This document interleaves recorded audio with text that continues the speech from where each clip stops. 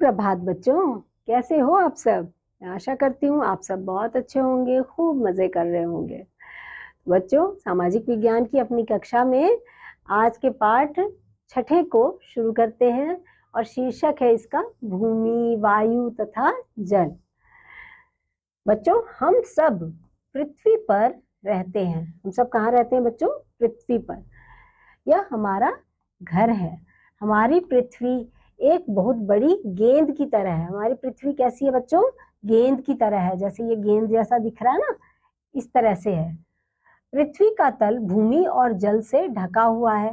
पृथ्वी के 3/4 भाग पर जल है। इसके 1/4 भाग पर भूमि है। ग्लोब इस पृथ्वी का एक नमूना है। इसे कहते हैं बच्चों ग्लोब। ये जो है इस पृथ्वी का एक क्या बना हुआ है? नमूना। पृथ्वी पर महासागर और महाद्वीप स्थित हैं। जल के बहुत बड़े भाग को महासागर कहते हैं। महाद्वीप भूमि के बहुत बड़े भाग को कहते हैं। विभिन्न भूभाग। भूमि हर जगह एक सी नहीं है। भूभागों का ऊंचा तथा नीचा होना स्वाभाविक लक्षण है। मैदान। मैदान नीची और समतल भूमि मैदान कहलाती है। मैदानों से होकर बहुत सी नदियां बहती हैं बच्चों। मैदानों की भूमि बहुत उपजाऊ होती है बच्चों। यह खेती के लिए बहुत उपयुक्त होती है, यानी कि बहुत ही सही होती है, उपयुक्त होती है। इसलिए बहुत अधिक संख्या में लोग मैदानी भागों में रहते हैं। पर्वत और पहाड़ी। ऊंचे पहाड़ पर्वत कहलाते हैं। छोटे पहाड़ों को पहाड़ी कहते हैं। कुछ ऊंचे पर्वत बर्फ से ढके होते हैं। पर्वत का सबसे ऊंचा सिरा चोटी कहलाता है बच्चों। जो सबसे ऊंचा सिरा होता है उसे चोटी कहते हैं। दो पर्वतों या पहाड़ियों के बीच की नीची भूमि को क्या कहते हैं बच्चों? घाटी। घाटी कहते हैं। घाटियों की उपजाऊ भूमि को, घाटियों की जो उपजाऊ भूमि है ना, घाटियों की उपजाऊ भूमि के कारण यहाँ अनेक फसलें उगाई जाती हैं। यहाँ पे जो बीच का हिस्सा होता है उसे घाटी कहते हैं। वह भी बच्चों काफी उपजाऊ होती है, इसलिए वहां पर भी कुछ फसलें उगाई जाती हैं। पठार।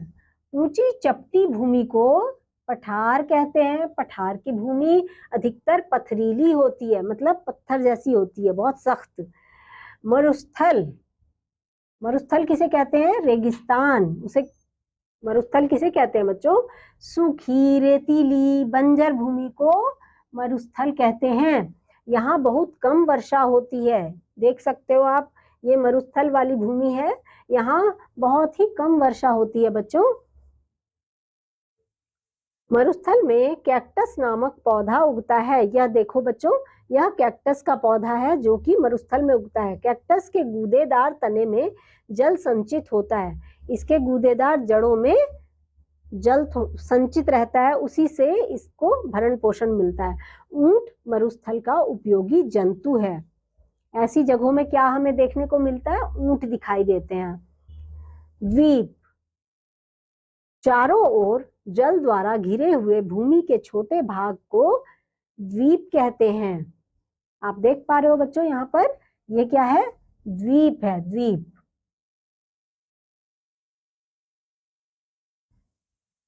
ध्रुवीय क्षेत्र। पृथ्वी पर 2 ध्रुव स्थित हैं, उत्तरी और दक्षिणी।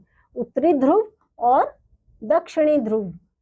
और बच्चों, उत्तरी और दक्षिणी ध्रुव पूरे वर्ष बर्फ से ढके रहते हैं। यहाँ पर आप देख पा रहे हो, ये पूरे वर्ष बर्फ से ढके रहते हैं, इसलिए ये क्षेत्र बहुत अधिक ठंडे होते हैं।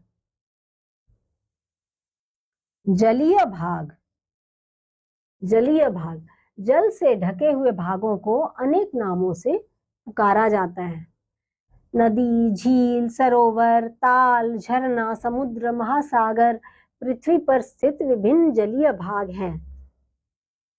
यहाँ पर आप देख रहे हो बच्चों, यहाँ पर ये क्या है? नदी। यहाँ पर ये क्या है बच्चों? झील है। और यह क्या है बच्चों? यह है झरना। और यहाँ पर देखो बच्चों, यह तो आप पहचान ही गए होंगे, ये है तालाब, है ना। तो बच्चों, इस अध्याय में आपने जाना कि तरह तरह के हमारे जो भूमि पर अलग अलग तरह के, हर जगह भूमि और उसके अलग अलग।